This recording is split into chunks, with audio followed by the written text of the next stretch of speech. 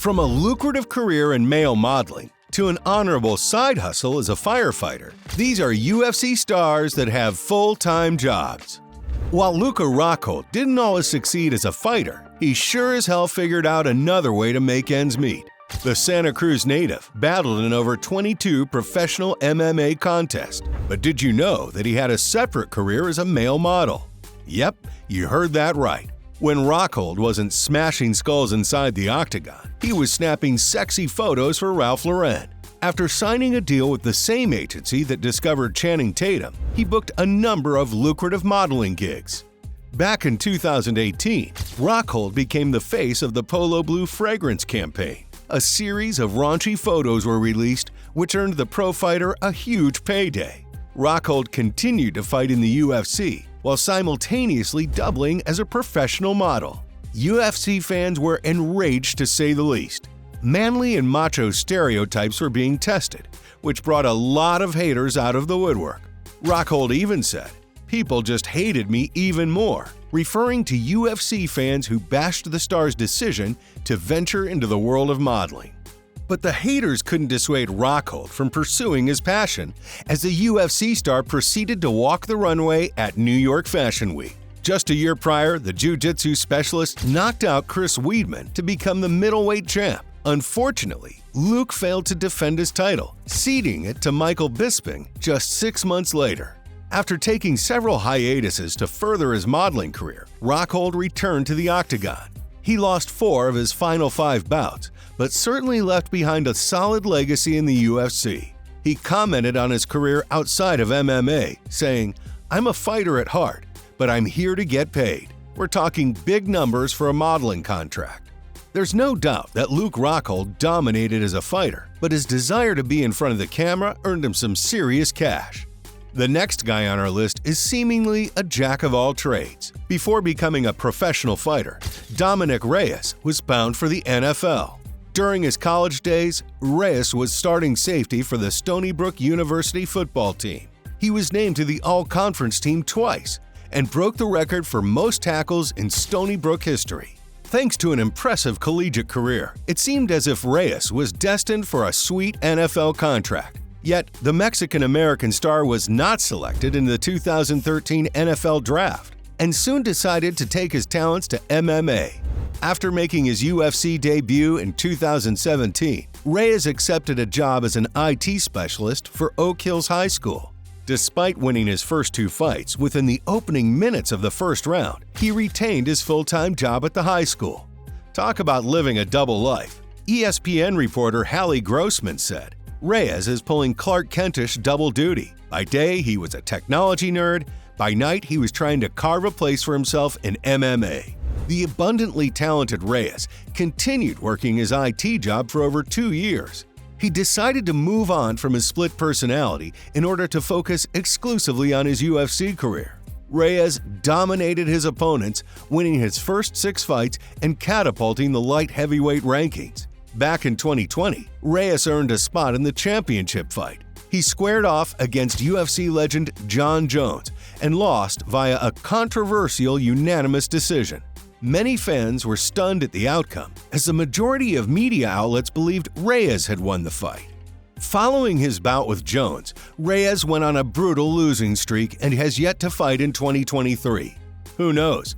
Maybe he went back to his roots in technology. But it's clear that Reyes is a multi-talented individual who has several different career opportunities. Our next guy's record as a fighter was completely overshadowed by his decorated military career.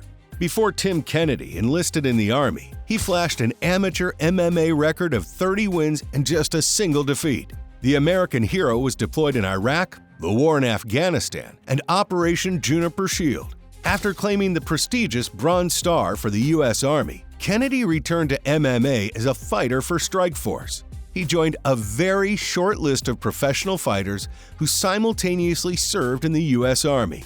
Kennedy soon delved into the world of entrepreneurship and founded 2 companies. Seriously, his first endeavor was Sheepdog Response, a tactical training and self-defense company where he continues to serve as the owner and CEO. He later co-founded a military-inspired clothing brand called Ranger Up. A few years later, he decided to delve into other channels of entertainment. Kennedy became the host of a History Channel television series and a show on the Discovery Channel. After his success as a TV host, he co-produced documentaries, short films, and even made an appearance on the show Deadliest Warrior. Thanks to the countless endeavors he pursued outside of the octagon, Kennedy appeared in just 6 fights for the UFC, and he has yet to return to the octagon since 2016. While he was knocked out in his last 2 contests, his legacy in American history is undeniable.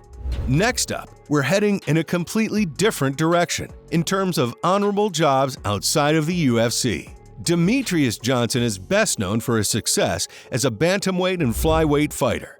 But did you know that he's since become a Twitch streamer? Nicknamed Mighty Mouse, Johnson streams under the username Mighty Gaming. He is currently a member of the esports team Method Gaming and competes in professional World of Warcraft competitions. Quite the jump from knocking fools out inside of the octagon. As much as I'd like to troll Johnson for his involvement in such a weeb-heavy community, it's important to examine his stellar work ethic during his time in the UFC. Johnson worked several day jobs despite retaining his flyweight championship for over 6 years. During his first few years as a professional fighter, he labored at a recycling warehouse. Could you imagine watching your co-worker leave the factory only to spot him on TV just a few hours later? Mighty Mouse lived his double life until his first title shot in 2011. It wasn't until a year later when Johnson quit his day job after becoming the inaugural flyweight champion.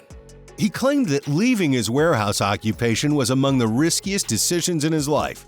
Johnson felt a strong sense of safety working on a daily basis like the rest of us. Johnson said, "With the factory, there was a guarantee. In fighting, there are no guarantees. The paycheck at his day job was a certainty, but on the other hand, there's a number of things that can end a fighter's career."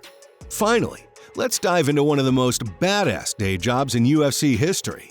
Croatian-American fighter Stipe Miocic works as a part-time first responder and a Valley View, Ohio fighter.